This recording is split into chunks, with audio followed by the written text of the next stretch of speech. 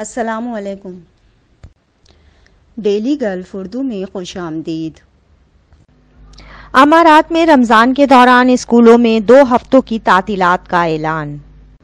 متحدہ عرب امارات میں رمضان المبارک کے مقدس مہینے کے دوران بہت سے اسکولوں نے 2 ہفتوں تک تعطیلات کا اعلان کر دیا۔ نیوز کے مطابق متحدہ عرب امارات میں فلکیاتی حساب سے ماہ سیام 23 مارچ سے شروع ہونے والا ہے۔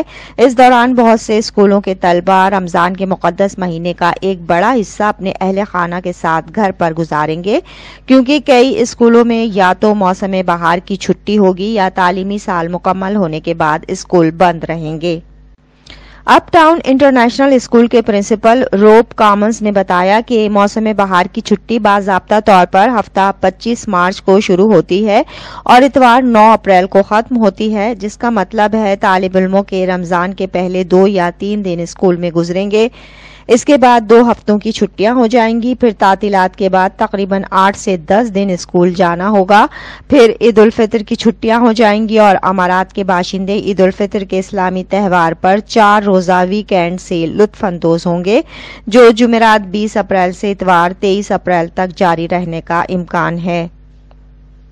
امریکن اسکول فار گرلز کی پرنسپل لیزا جانسن نے کہا کہ ان کی بہار کی چھٹی رمضان کے پہلے 2 ہفتوں کے ساتھ ملتی ہیں۔ یہ ہماری لڑکیوں کے لیے فائدہ مند ہو سکتا ہے، کیونکہ بریک کا یہ وقت ممکنہ طور پر انہیں اسکول کے اسائنمنٹس اور ڈیڈ لائنز کے اضافی دباؤ کے بغیر اپنے روحانی سکون پر توجہ مرکوز کرنے کا موقع فراہم کرے گا۔ یہ انہیں روحانی سرگرمی کے اس وقت کے دوران آرام کرنے اور ریچارج کرنے کا بھی موقع دے گا۔ بتایا گیا ہے کہ بہت سے بھارتی نصابی اسکولوں میں تعلیمی سال مارچ میں ختم ہو جائے گا اور اس برس نیا تعلیمی سال شروع ہونے سے پہلے کا وقفہ رمضان کے آغاز کے ساتھ ہی ہے۔ دبئی میں ایک ہندوستانی اسکول نے والدین کو ایک سرکولر بھیجا جس میں انہیں بتایا گیا کہ 2022 اور 23 تعلیمی سال کا آخری دن 16 مارچ کو ہوگا۔